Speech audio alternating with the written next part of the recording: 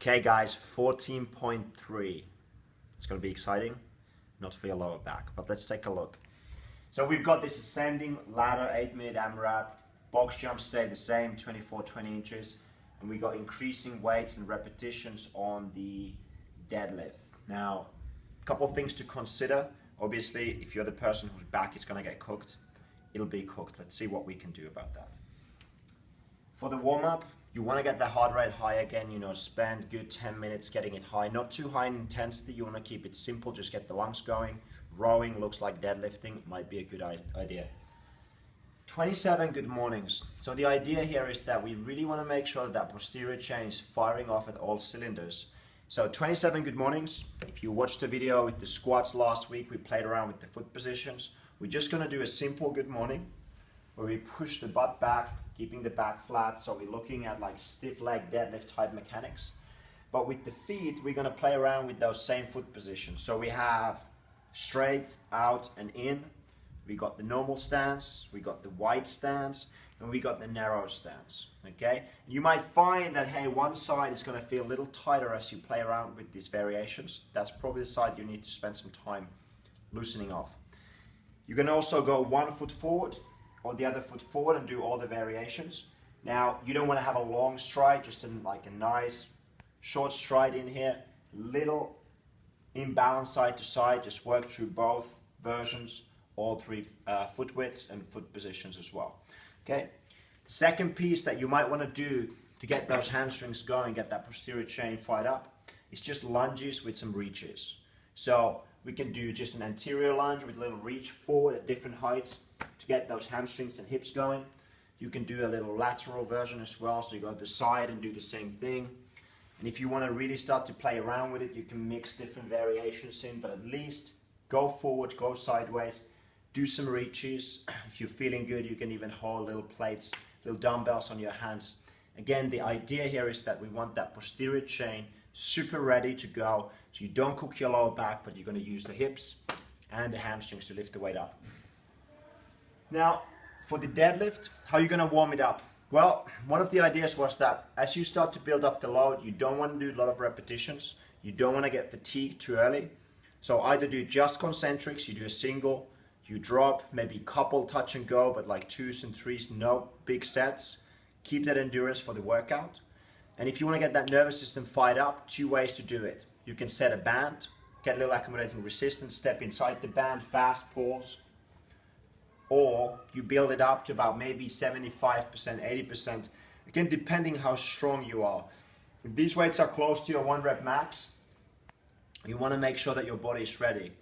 If you're super strong and that last weight is 60% of your 1 rep max, 70%, then you might not need to go as heavy before, and you don't want to fatigue your nervous system before you get there. So just play it by the based on where you are now. Get to a relative high percentage though, so that your nervous system is cranked up.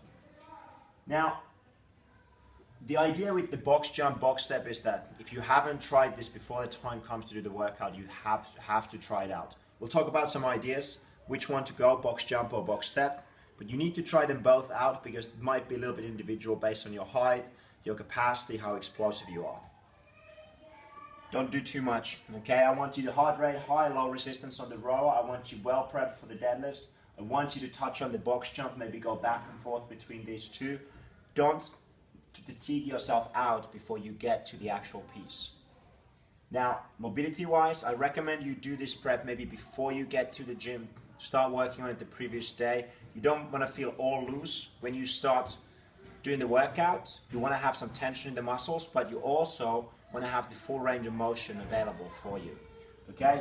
So, hip, we're really going to focus on the flexion component. So, I'm going to show that on the video. Shoulder, the idea here is that if you start the deadlifts like this, that tail is going to whack the dog and you're going to end up more rounded. So just a little piece to set the shoulders back so that you're going to be in good setup for the deadlift. And if you have super stiff ankles, you're doing the rebounding box jump as a safety measure, you might want to loosen them off just a little bit, but not too much before. So we might have a look at a piece in here. For the setup and transitions, guys, obviously there's a couple of very simple things. You've already seen this, you must know this. Get the plates ready. You're not going to use the collars. It's going to take too much time in the transitions.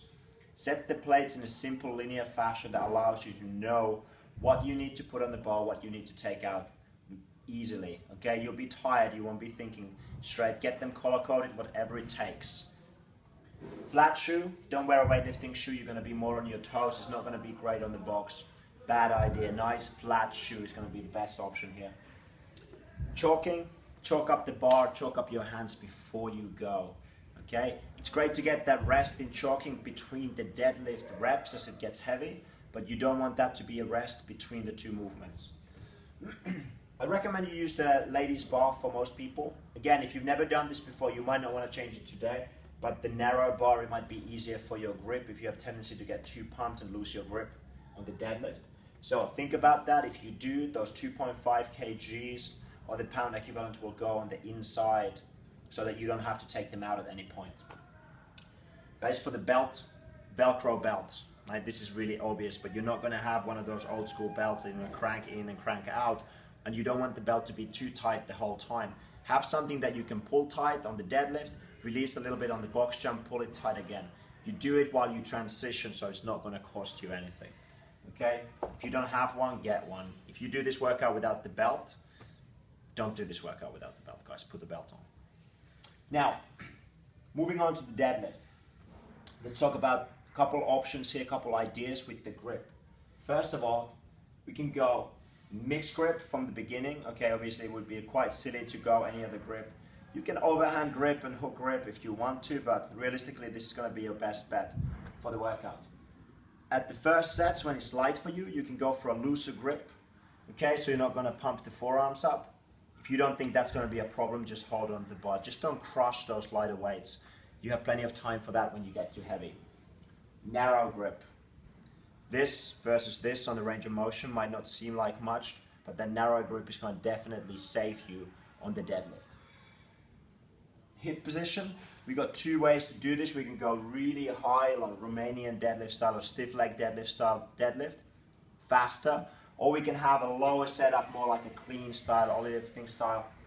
And you need to choose which one is better for you. I recommend you start on the high, and if your back starts to look like this, and you're worried about it, you're not willing to just blow it out for the glory, then I recommend that you bring your hips lower down and prioritize that back position first before you lift the bar up. Okay, again, the safety measure for you.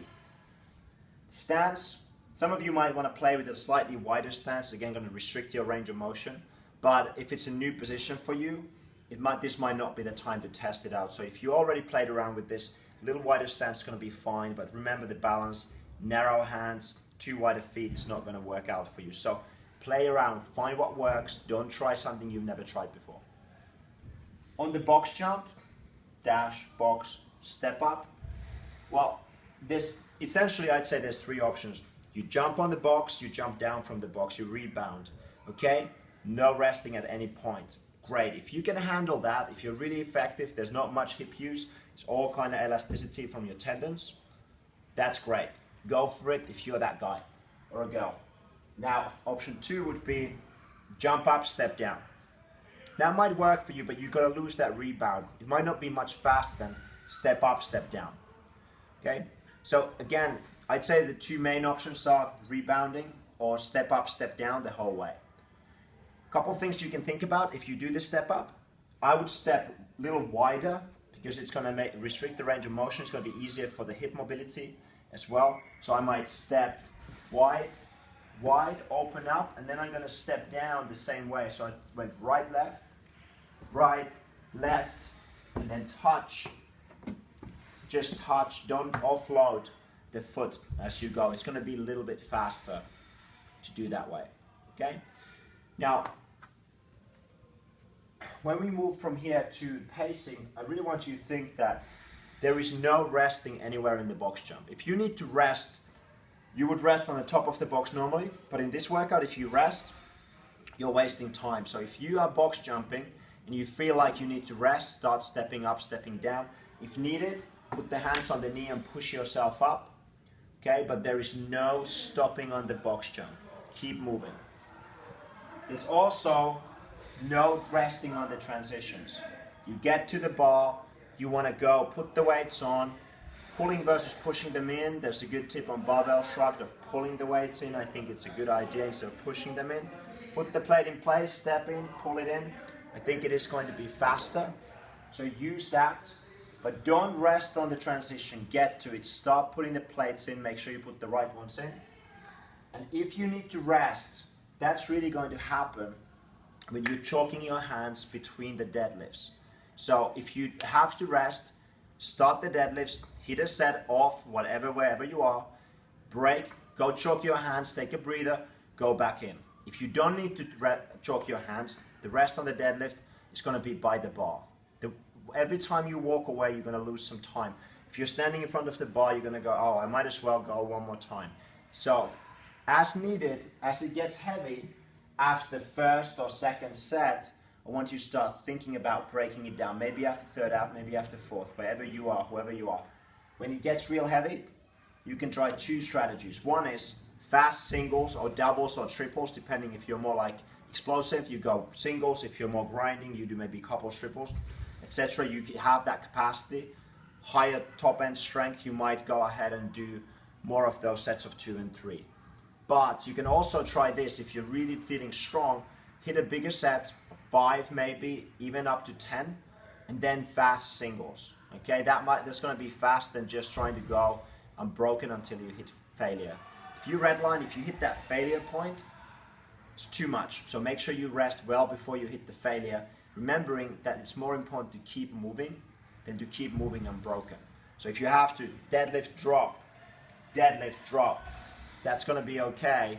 If you go touch and go 3, and then you have to rest for 10-15 seconds, that's not going to be a good strategy. Rather do singles, rather keep moving. 8 minutes is not that long. So you want to make sure that from the beginning, you're moving the whole time, no rest on the box jump, no faults in the transitions to the deadlift when you change the weights. And when you rest, it's choking your hands or just standing by the bar, stand up, drop, when you're on the deadlift. Okay? This is 8-minute piece. It's a short, it's a fast piece. It's going to be very lactic. It's going to be quite painful. Your lower back is going to be pumped. Guys, I want you to stay safe and stay tuned for the mobility prep.